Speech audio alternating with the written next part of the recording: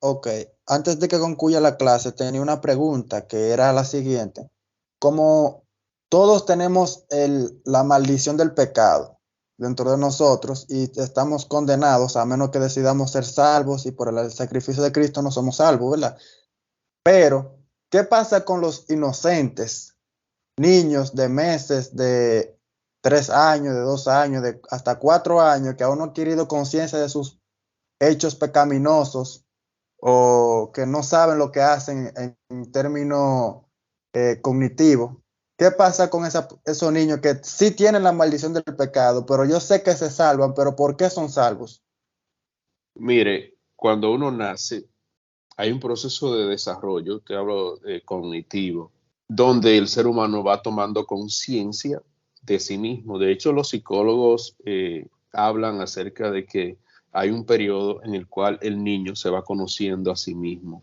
Sabe que es hembra, sabe que es varón, comienza a conocer las partes de su cuerpo y en la medida que va creciendo, va tomando conciencia de sus propias acciones, va identificando cuando algo es bueno, cuando algo es malo. Es algo que se produce en el desarrollo en la medida que el niño va creciendo, porque evidentemente cuando nace sin habla, nace sin una conciencia del entorno, del ambiente en el que vive, no sabe cuáles son sus padres. En el momento que nace, entonces comienza a experimentar y tener cierto afecto con sus propios padres, aunque en el principio no sabe en el momento que nace. Es decir, que él nace con una naturaleza pecaminosa, pero en la medida que va desarrollándose, va tomando conciencia de todo esto. Y llega a una etapa en la cual el niño ya está plenamente consciente de lo que es bueno y lo que es malo. Ahora bien, esto no quiere decir de que el niño no cometa travesuras. El niño de 1 año, 2 años comete travesura. De hecho, usted le dice, no le ponga la mano a esto y el niño va y le pone la mano. Es decir, le desobedece porque es parte de la naturaleza caída con la que viene, de hacer todo lo que le prohíben. Pero el niño todavía no está consciente, como estamos conscientes nosotros, de lo que es el pecado. Por tanto, si no hay una conciencia plena de esa conducta pecaminosa, entonces Dios lo pasa por alto. ¿Entiende? Pero ya cuando nosotros tenemos conciencia de lo que es el pecado, ya no hay más excusa. Cuando Ok, conocemos la verdad. sí. Mire, en Hebreos capítulo 9, verso 27, déjame ver, dice, de la manera que está establecido para los hombres, que mueran una sola vez y después de esto el juicio.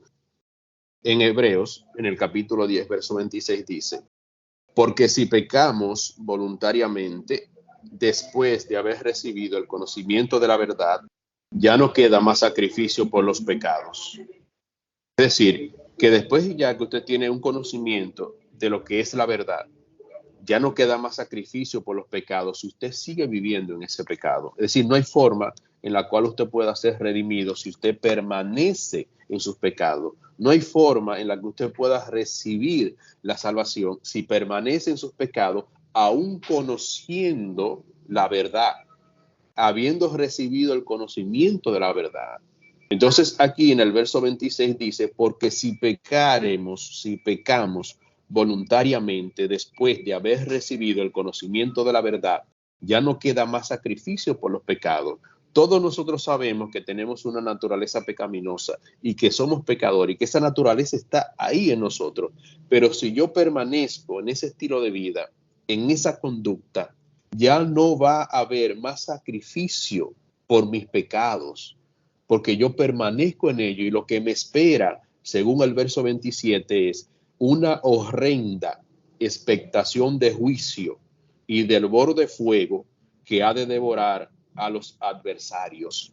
Si yo ya estoy consciente de mi naturaleza pecaminosa, estoy consciente de lo que es bueno y lo que es malo, y yo permanezco practicando lo que es malo, haciendo lo malo y viviendo conforme a mi naturaleza caída, entonces si yo permanezco ahí ya no tengo la oportunidad. Pero si usted se lo reconoce y se arrepiente, evidentemente usted obtiene la salvación. Pero el que permanece en su pecado consciente, lo que le espera es una expectación de juicio, una horrenda expectación de juicio y devoro de fuego que ha de devorar a los adversarios de Dios. Es decir, aquellos que permanecen en una conducta ajena a la voluntad de Dios. Entonces, aplicando esto a los niños no están tan conscientes de lo que es la naturaleza pecaminosa. Ellos actúan en los primeros años de su vida mal, son desobedientes, hacen berrinche y le desobedecen, pero ellos no están conscientes. Ellos actúan así porque nacieron con una naturaleza caída, pero en la medida que se van desarrollando, van entendiendo. Por ejemplo, les soy sincero, yo todavía a los 7 años, yo no tenía conciencia, no recuerdo, al menos no lo recuerdo, que haya tenido conciencia de lo que es realmente la naturaleza pecaminosa, de lo que es el pecado. No lo recuerdo. En mi infancia yo no recuerdo que yo haya tenido conciencia de eso.